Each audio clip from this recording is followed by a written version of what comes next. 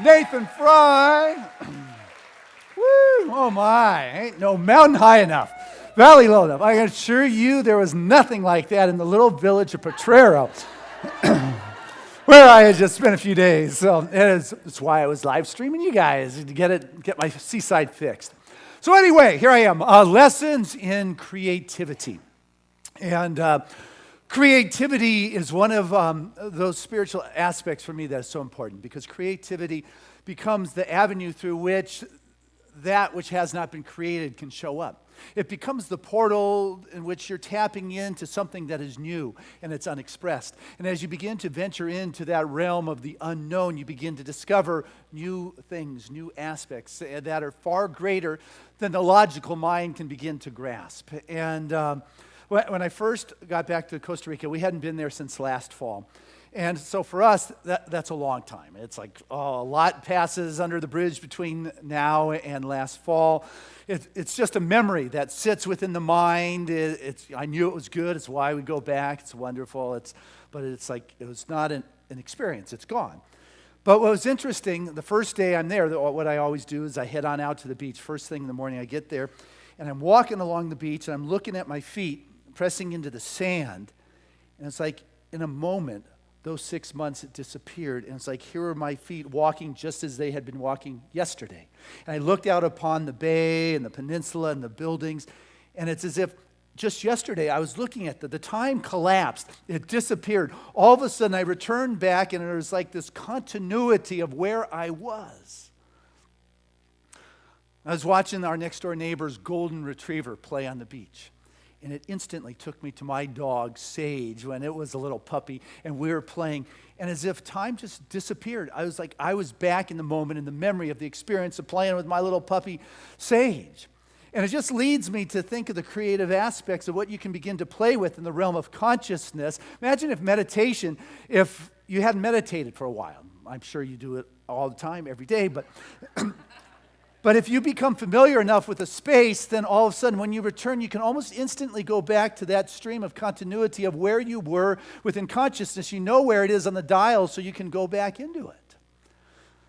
I was watching from my balcony a dad and his son, and it was as if I was dad again, and Trevor was the little boy, that little kid playing. And it was I was having the memories and the experience, not like I was remembering it from an analytical kind of place. Hey, it wasn't that fun when I was playing with Trevor. I was there with Trevor in that experience. And then it gets a little stranger, because all of a sudden, I was the little kid and there was my dad. And there was my dad showing me about the beach and the surfing and sunsets and the ocean and all those things. And then it gets even stranger. I don't. It's just. But we're talking about creativity when you're willing to go through that portal. In consciousness, I'm sitting on the balcony, and the estuary's next to us. I'm looking at the egrets and the herons sitting in there, and there's this one Ibis Bird, and it has this rounded beak, fishing for whatever it fishes for. I wouldn't even imagine that would be any good, but it likes it. And it just brought up the vision of the Egyptian god Horus and its rounded beak. And all of a sudden, I started going to that place in the Egyptian time. It's like I was walking along the Nile, and I could feel the commotion and the activity that was going on, and I could feel the heat upon my body. I could sense the worshiping of Ra, the sun god. I could feel the love of family and relationships in the time. And I started thinking, now, was this a previous, when I traveled there in this lifetime, or was it a previous lifetime that I was having? And all of a sudden, when I began to recognize, as soon as I began to try to analyze the experience, it's gone. It's like, it's now my head's into it, and I am no longer in the experience, in that flow of the creative upspring of that creative expression of spirit. I'm getting out there. So I'll save it for my meditation class later this month. Try to get back more to this world. And really what mindfulness is, let me get there. That's more relevant and usable. But it reminds us to be present in the moment here, to be present in the moment and be open and receptive to the manifestations of spirit in our life, in our world. Thich Nhat Hanh, wonderful Vietnamese Buddhist monk, he said, true miracles is not walking on water or walking in air. It's walking on the earth. It's walking here. Because this is where I am now. You would think that's the easiest thing to be, is to be here now. Good old Ram Dass, thank you for that book. You know, the easiest thing is to be who you are. But what happens is we don't tend to be who we are because we're more concerned about being something else than who we are in this world. And this time here is so short. I was watching the sunsets, and it's going down right straight out in the west in our place right now. It's going behind the two islands at the mouth of our bay, and as soon as the sun kisses that ocean, and that bright yellow just explodes, and there's this column of light that goes into the heavens, and it lights up the bottom of the gray clouds with the pinks and the fuchsias and the oranges and the yellows, and it's vibrant and alive, and these clouds are sitting now in what's a baby powder blue sky, and it is just a spectacular moment. And often what is happening is the kids are out there catching the light so they can play in the sun. And I'm just caught up in the awe and the wonder. And then I recognize is that the wonder and the awe is not just because of the beauty of that moment, but also because it's fleeting.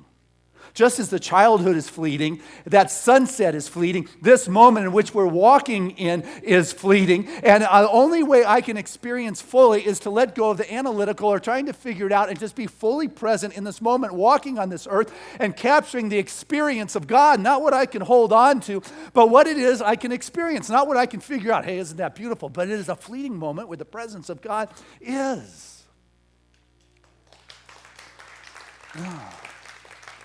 What meditation, I just was reminded more and more, because there's not much else you get to do there, but it is to be receptive. It's that simple. I'm giving the gist of my class. It is an open heart, and it is being receptive. That's it. Joseph Campbell, a wonderful mythologist, he said that the privilege of a lifetime is being who you are. So I come back to, why are we trying to be something else? We're so concerned about what someone thinks of my creative expression, my creative gift, my music, my writing, my art, my business proposal. Get so caught up that I'm forgetting the greatest privilege is to be who I am. Napoleon Hill said, dreams and visions are the children of your soul. The blueprint of the ultimate expression for yourself. I like to say they're the previews of your life's coming attractions. You know, that's what you want to be open and receptive to. What is that stirring in my heart and stirring in my soul? Because I want to assure you, what you're looking for, you don't always get. But what you're looking from, you always get. That's right. We're so much, we want this, but the truth is our world is a reflection. It is giving back. You are a creative master.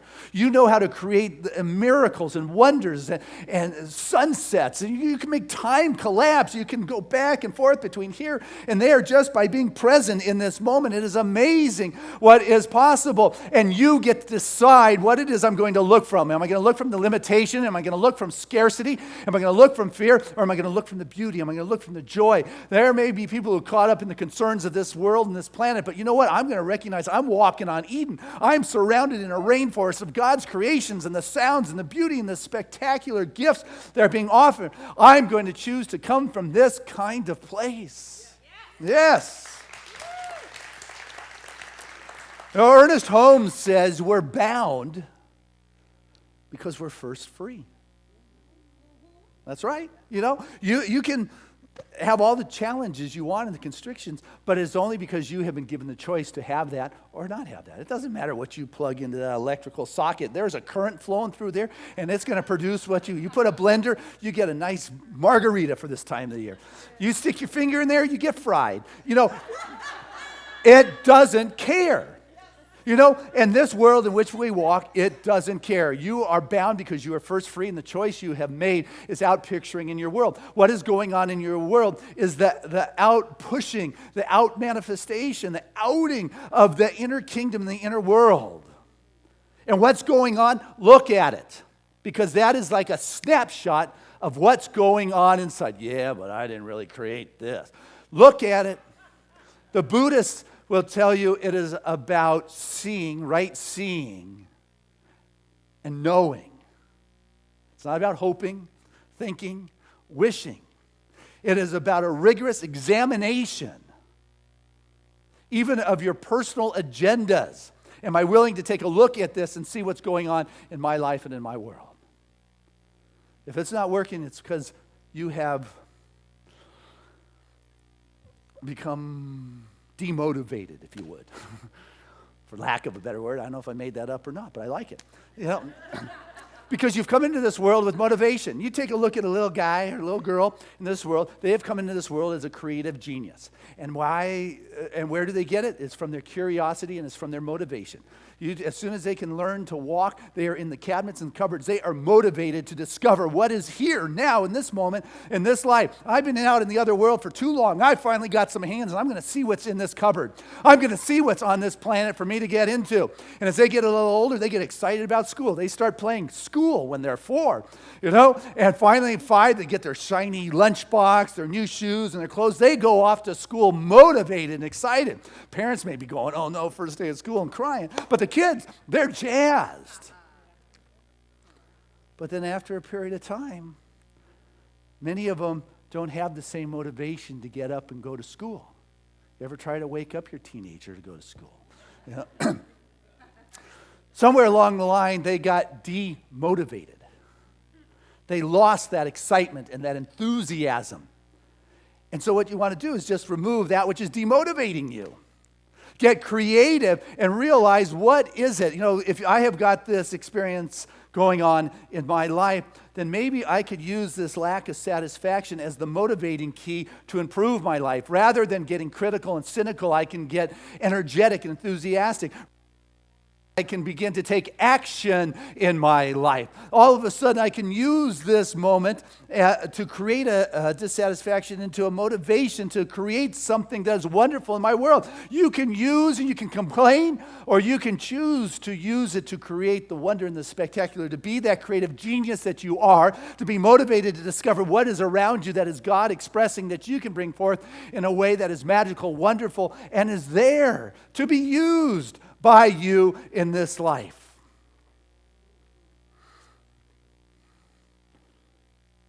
They have a saying over down by the beach that, fish nets are used to catch fish. But once you catch the fish, you don't need the fish nets anymore. Right? So the fish nets are used to catch fish, and once you got the fish, you don't need the fish nets. Well, what I realized is that words are used to convey thoughts. But once the thoughts are experienced, you don't need the words anymore. And I say that because I have people who sit in here and when they walk out, they say, Christian, boy, that was great. I just loved what you said. I don't remember a word you said, but I sure feel good. I sure feel uplifted. I feel healed. I don't know what you said. And so it's up to us to take a look at what it is that we can use within our life and in our world, and realize that wherever we are, it becomes a moment. If there's dissatisfaction, to recognize, as the Buddhists talk about, is to take a look, take that assertive look at your life and see what's going on. I'm a creative genius. If something's going on, then I need to see that particular. And a lot of times it may be a small something. Now, you don't need to go out looking at all the small somethings in your life to figure out where an issue or a challenge may be. But if a small something catches your attention, I don't know if that makes sense. It's like there's a lot of things, but if there's a little something that just catches your attention, that's your soul speaking. That's your spirit stirring inside you. That catches your awareness. You begin to pay attention. That's the portal I was speaking about. That leads into a realm where time collapses, and you got the infinite realm of possibilities that's looking to flow into your world in a relevant, particular kind of way. It can show up as sculpture. It can show up as art. For me, I wish I did sculpture and art. It's a pen and a paper kind of thing for me. But it shows up in your life, and you've got to honor that. You've got to use that in your life in the manner in which it shows up, because it is knocking at your door. So look at it, because there's this proverb that goes that for the want of a nail, the horseshoe was lost. For the want of a horseshoe, the horse was lost. For the want of the horse, the rider was lost. For the want of a rider, the message was lost. For the want of a message, the battle was lost. For the want of a battle, the kingdom was lost. All for the loss of a nail or a horseshoe. All because of the nail of a horseshoe. The kingdom was lost. Now, there's a little piece that is calling to you in your life. If you're willing to open up and be open to the creative expression, the touching, the urging of that comes from that stream, you begin to see Spirit showing up in a way that is powerful. It's powerful. There's a stream there. But the stream is not linear. It's almost a vertical. It's like time collapses, and you can go from this moment to that moment if there is a resonance, if there is a vibration that can pop you from this moment of meditation to that moment of meditation, or from this day on the beach to 6 months later to the day on the beach, or from this moment into your childhood, or maybe even to another lifetime. All I know is there is a stream. Rumi, the wonderful Persian mystic, said that when you come from your soul, you feel a river moving in your soul. So when you're not coming from the analytical, how is this possible, but rather you're coming from that creative aspect, the lessons I've learned about creativity, if I'm just willing to go with it without being judgmental, what can come are new things, are new insights. It's not about doing the same thing. It is about bringing forth that which is unexpressed. That's called new in our life. And as we begin to open up to the newness, you begin to be the deliverer of gifts. Got to get out of your head. You got to recognize the presence of God is everywhere. It is infinite. It is omnipresent. It's here. It's Costa Rica. It's everywhere. The last message I was here was on Father's Day, and I talked about God as metaphorically as a father. And it's not my favorite metaphor for God and father, mother. It is love, it is joy, it is peace, it is abundance, it is that caring, it's that divine vibration. All those attributes are what Spirit is. That is the nature of God. But if God is Father, then I'm the child of God, which means all that is my nature also. That's my inherent nature, is that life stream, is that fullness, is that joy, is that love, is that caring, is that wisdom, is the truth of my being as a child, as an offspring of Spirit. I'm not an offspring of man, I'm an offspring of God. And so, as I begin to recognize the truth of who I am, what I recognize as I was looking at all of you on that Sunday is we're all brothers and sisters. Right? Because we're all offsprings of that divine presence. And as I begin to look at you and recognize you as my brother and my sister, there is a connection of life and love. You know how you have with a family member? You don't even have to talk. You've got that. There's that soul connection. And then I recognize down in Central America, I'm walking along, and there just aren't too many blue-eyed, fair-skinned Americans in Central America in this little village of Portero that we hang out in. There are far more Costa Ricans, Nicaraguans, Panamanians. And so I want you to know, as I have shared with you for the last 5-8 years, I've been working on my Spanish. That's right. And I have got a saint of a language teacher in Yvette down there who, bless her heart, puts up with me. And I come back with these poor stories of my Spanish, but I want you to know this is the first time that I have felt like I have been able to communicate, that I have been able, yes, I have stuck to it. But I have talked to the bankers, to those that work out around our house, to those in the gas station, to those in the gelato shop, to the ones on the beach. I have been able to communicate with them. And they talk back to me. I don't know what they're saying. But what's amazing is I understand what they're saying. And I fully believe it's because I am recognizing these are my brothers and my sisters, that we all have that divine nature of God, and I'm no longer trying to communicate with someone or something outside of myself, but rather I am one. And so as I told our person who was helping us clean the house, who asked her if she would sweep the balcony, she looked at me, and then I realized I asked her to dance on the balcony. Which she didn't do, but what I get is we all live in this Garden of Eden, in this wonderful kingdom of God. We all live under the same sky, whether it's in Central America or North America. We're all brothers and sisters. But we all look out at different horizons. We all have different visions or perspectives, those children of the soul that I was speaking about. And so as we sometimes attempt to communicate, it falls on ears that don't hear because we're not focused or lined up and seeing things in a similar kind of way. When Henry Ford got the idea later on in his career to come back with a V8 engine, he had somebody sketch up some pictures and gave it to his engineers, and his engineers said, it can't be done. And he said, well, okay, but go do it anyway. 6 months later, they came back and they said, it's impossible. A year later, it still wasn't done, and they said, it can't be done. And Henry Ford said, go do it. Take as long as you need. And as we know, they came up with a V8 engine. I don't know how they do that, but what we know is there's V8 engines in our cars, V12s, I guess, or even more. But the thing is, they were under the same roof or the same sky, but they had a different horizon that they were looking at. There was a book written by William Barker called The Savior of the Ages. And he counts the story of a bishop from the East Coast around the turn of the 20th century. He went to visit a college, a religious college, and he was having dinner with the president of the college, who was also the physicist teacher and a chemistry teacher.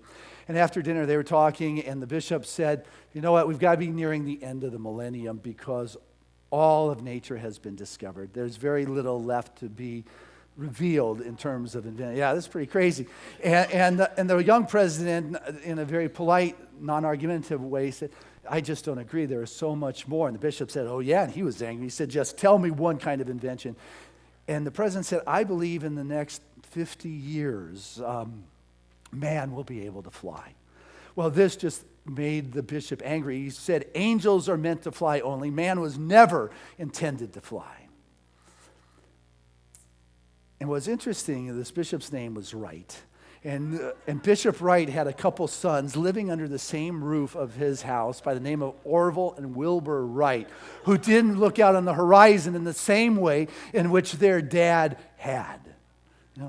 There are infinite possibilities that exist. That is why we invite the creativity of spirit to show up through whatever little inkling, whether it is a horseshoe or whether it is writing or whether it is through mosaic. What you want to do is be a receptive, open place in your meditative connection with Source. Probably the familiar story of Disney when they were dedicating Disney World in Orlando, and Mr. Disney had died, and they invited his wife to come speak, and the guy who's orchestrating the opening ceremonies invited Mrs. Disney up and said, I only wish your husband had seen this. And the famous line from her was, he did. He did. He did. Some are able to look out on the horizon in a way that's a little bit further reaching. But the good leader then is able to come back and communicate that and allow that stream and that continuity for all to participate. And what we don't want to do is steal their soul food. When somebody comes back and shares with excitement the new motivation that's going on, hey, I've got this project, this idea. You don't say, oh, that's never going to go. It's impossible. You take the wind out of their sail. You ever have somebody say, hey, I just completed this project that's taken 6 months, and the person next to them said, I've been working on this one for 8 months. Let me tell you. It's like, why do you need to take their ego's food from them? It is a valuable gratitude kind of thing. Say, boy, my schedule, I am so busy. You think you're busy, boy. My work is so piled up on my desk, I can't even begin to tell you what my daytime.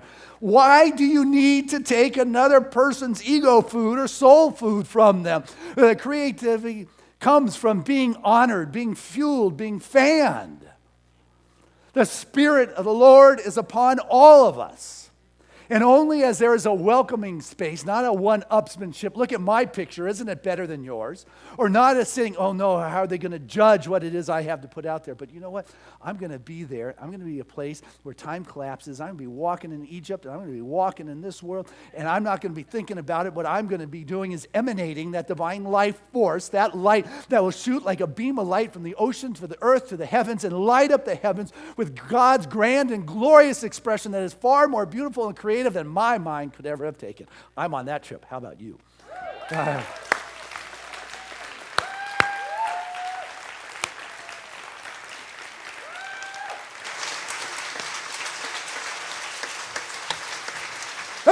let's keep it going as we bring back Janice and Nathan.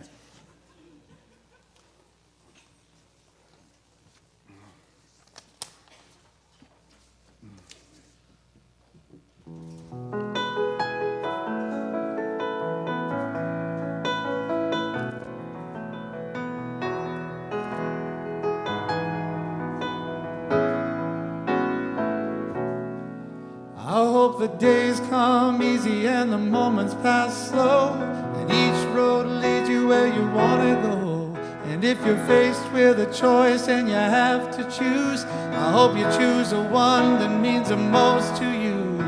And if one door opens and another door closed, I hope you keep walking till you find the window. And if it's cold outside, show the world the warmth of your smile.